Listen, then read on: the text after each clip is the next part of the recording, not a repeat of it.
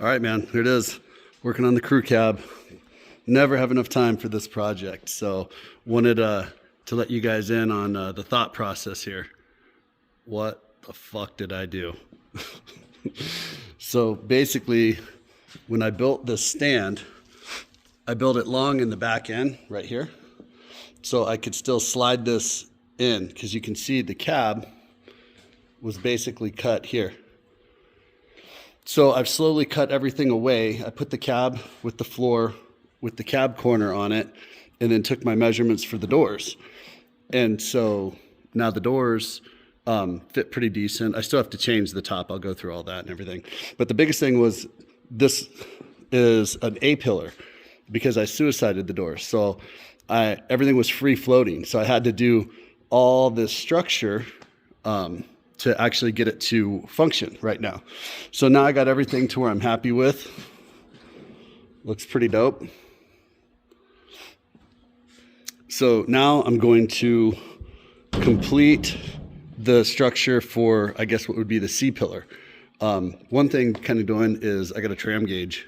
That's what this is right here. So you find two similar spots. So like the seat bolts, right? Oh, no, look out. There's a seat bolt.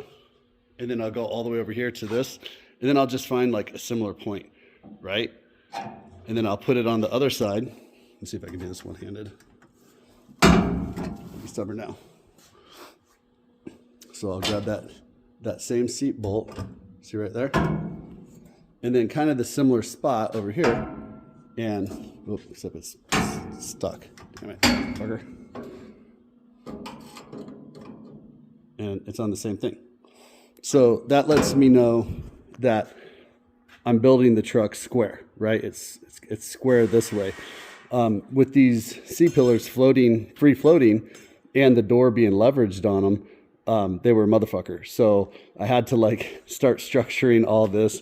I made a little piece, welded it into the floor to kind of help it from moving, and then I slowly cut the back panel away. So now the challenge is completing the roof, which is the drip rail in the intersection, or the inner structure.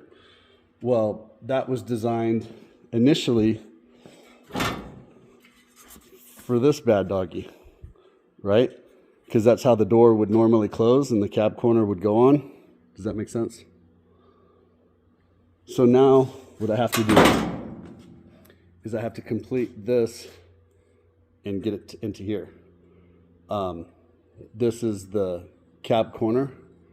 So everything's got to have its own little place. Like this door has to live here, this A-pillar, but this is obviously a huge square, and it's kind of flat, the original piece where this goes in, because this goes all the way to the front. So you got to think that's what these were for, right? So let me see if I can do this. It's pretty funny. There. Does that make sense of where this part came from? But now it's in the back of the truck, right? So anyways, my thought process, besides what the fuck did I do, is I can't start building this into here in fear that the cab corner won't like complete its thing. So then I come over here, get to my cab corner, the whole rear cab. It has the inner structure for the window, and then this is basically how this whole thing grabs right here. It grabs into the side, into here. So what I'm gonna do is I'm gonna put self-tapping screws all through here and all through here, and I'm gonna put that other pillar, that one over there. And then I'm gonna put the whole back half of the cab on in one shot. So that'll let me know if I'm square on how the cab is going. So from there, once I put that on, now keep in mind this will now be on there, right? So once I put the whole back half of the cab on, which I got to finish cleaning that off and everything, then once the cab's set, I can just weld kind of like this, booger some stuff up from here to here just to hold it. Once I hold it in place and I know it's not going to move, I'll run a crossbar from here to there to the other one, and then I'll take the back half of the cab off. So I basically have to be like a puzzle, put it all together here so everything fits. Then once I put the back half of the cab on and these pillars will be on, this will complete my structure now to the rest of the roof. So I don't have to have this lateral structure anymore, you know, because this is holding the door from going forward right now.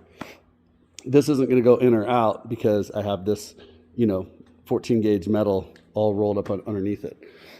So right now the process is on a crew cab suicide door is to, I got everything that was free floating now in place. The doors are lined up proper enough to where I can get the adjustment out of the hinges right now, so that's no big deal. Now I have to put the back half of the cab on in order to get this to complete this structure.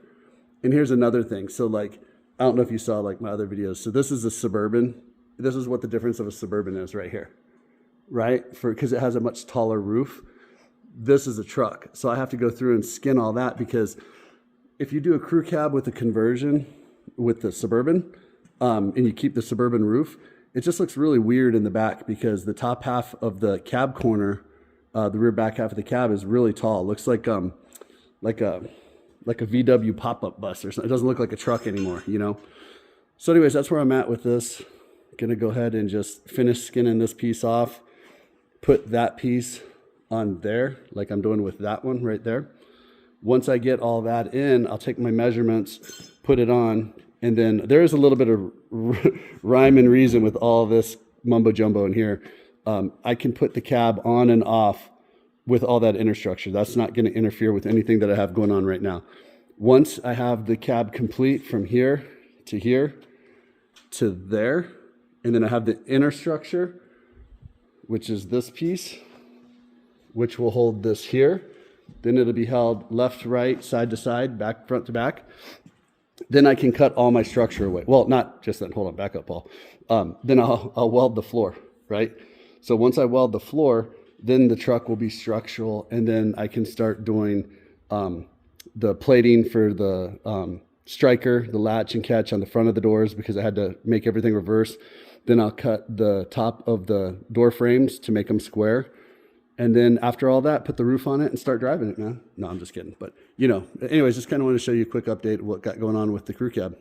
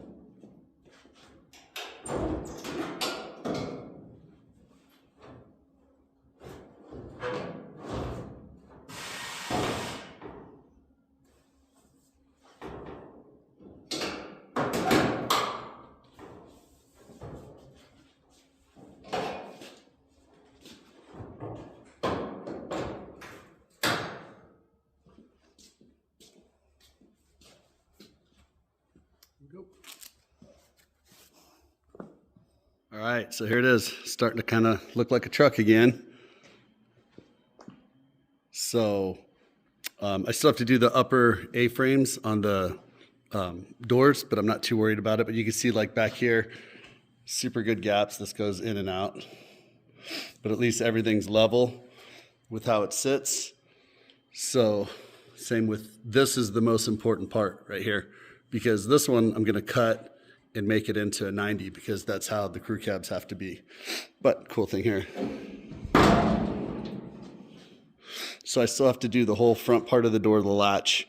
So I'll do that next. I'll rebuild this B-pillar, put the structure back in this, put the catch, the latch, the catch, all the good stuff.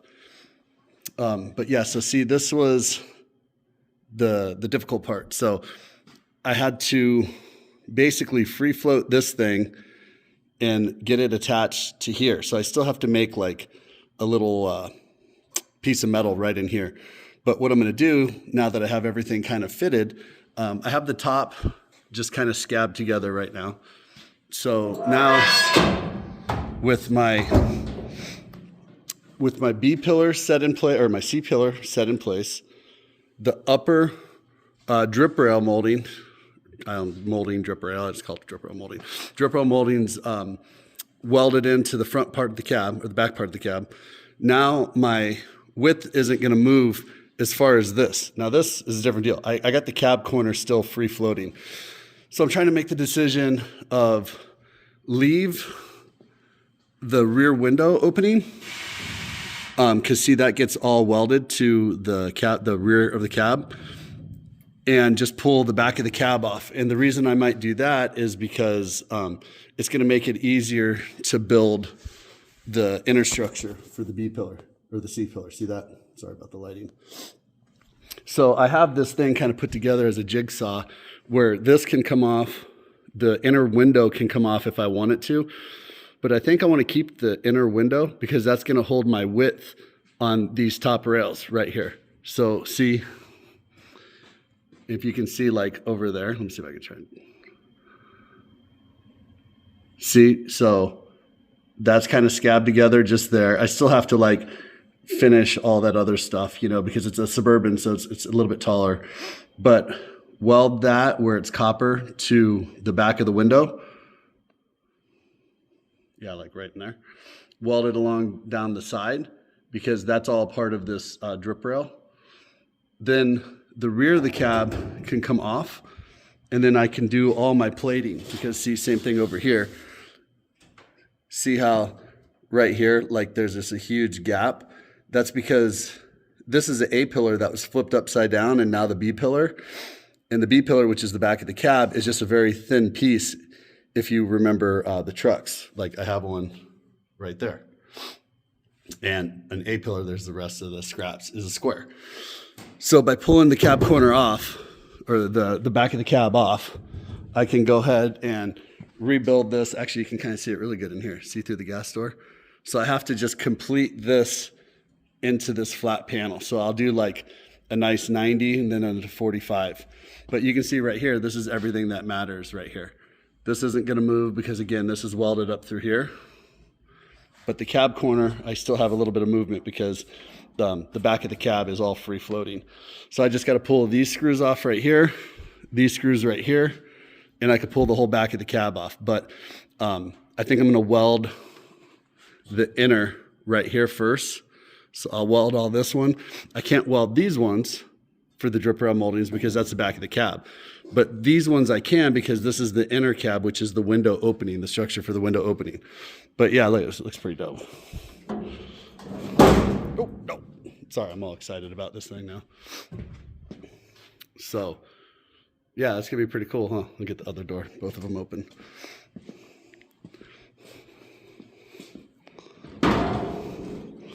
So starting to get some structure back in it. That's the full effect. Pretty cool, huh? I'm pretty proud of it right now. So, yeah, and I did decide I'm going to go full Duramax. Coilovers, I don't know if I'm going to do King or Fox yet, most likely King. But 1-ton suspension, coilovers, huge diesel. Yeah, I'm going to do a couple of special things with this truck. So anyways, this is the update right now, and I appreciate you guys watching. Thanks.